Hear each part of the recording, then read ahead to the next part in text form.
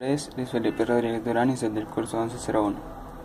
En este caso voy a hacer lectura de mi escrito sobre la edad de la electricidad. Comencemos. La electricidad forma parte de nuestro diario vivir, en el cual sin darnos cuenta y de forma abismal se fue entrando en nuestras vidas. Imaginemos un día sin electricidad.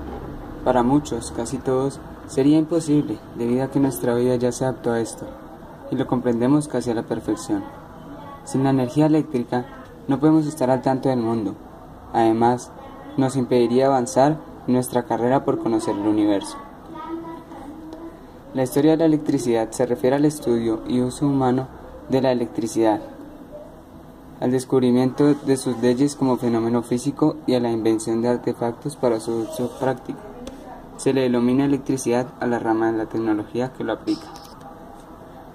Los fenómenos eléctricos se han presentado desde tiempos inmemorables, tal que algunos de estos, como la electricidad y el magnetismo, fueron hallazgos de la civilización griega, comenzando por William Gutenberg, quien describió las propiedades de los imanes. Además, apoyó la teoría de Copérnico, quien esperaba que las fuerzas que mantienen a los planetas en su movimiento orbital en torno al Sol pudieran ser resultado de la acción magnética.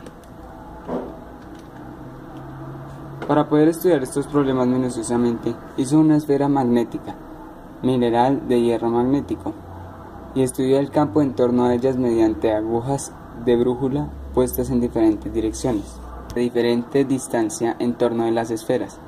De esta manera observó en qué punto de la esfera habrá un máximo de atracción del otro extremo.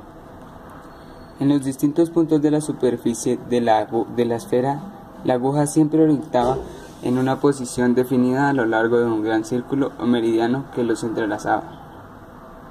Los puntos de atracción máxima o polos magnéticos de la esfera. Esto era sorprendentemente análogo al comportamiento de las agujas de las brújulas en los distintos puntos de la Tierra. Todo esto lo llevó a concluir que nuestro globo puede ser considerado como un imán o magneto gigantesco, con sus polos situados cerca de los polos norte y sur geográficos. El electroscopio fue construido por primera vez en 1705 por Hauskeby. Es un instrumento que revela la presencia de una carga eléctrica y consistía en dos pajas suspendidas cara a cara en el extremo inferior de una varilla metálica. Cuando la varilla se cargaba con electricidad resinosa o con electricidad vítrea, ambas pajas se cargaban con la misma clase de electricidad y se separaban una de la otra. Todavía empleamos este aparato, salvo que las pajas son sustituidas por ligeros panes de oro.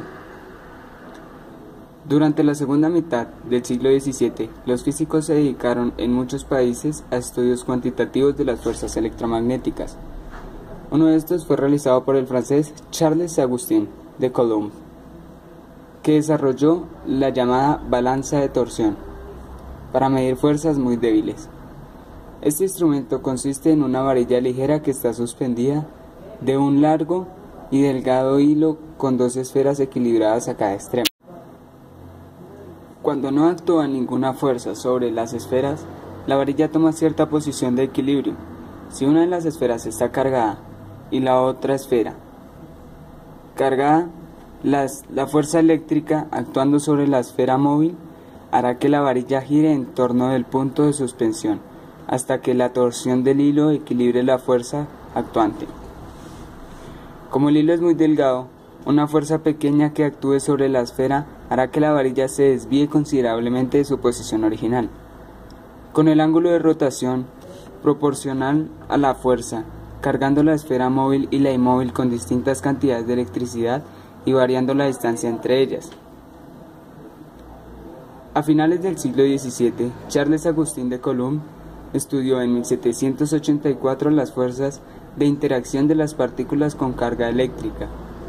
Usando una balanza de torsión, la magnitud de cada una de las fuerzas eléctricas con las que interactuaban dos cargas puntuales es directamente proporcional al producto de las cargas e inversamente proporcional al cuadrado de la distancia que las separa.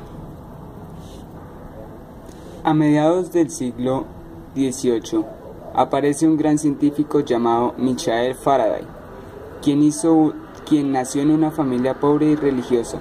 En la iglesia aprendió una profunda reverencia hacia el Creador de todas las cosas, y esta convicción religiosa influyó profundamente en su trabajo, ya que Dios era una gran fuerza de importancia fundamental en su vida personal y su trabajo de investigador. Su aprendizaje en la escuela fue mínimo, y tuvo que trabajar en el oficio de encuadernador de libros. Escuchaba las conferencias de Davy en la Royal Institution, y en 1813 le invitó a trabajar en dicha institución como ayudante de laboratorio.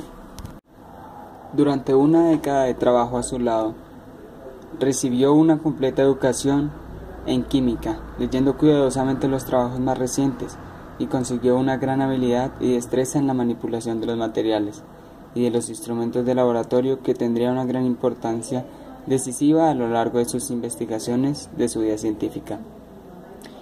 En conclusión, sobre la historia de la electricidad, podemos concluir que aún no ha terminado. Seguirá y seguirá a través de los años, pues cada día se descubren nuevas cosas, experimentamos nuevas cosas en nuestra vida cotidiana, y día a día también llegamos a darles nuevos usos a estas mismas.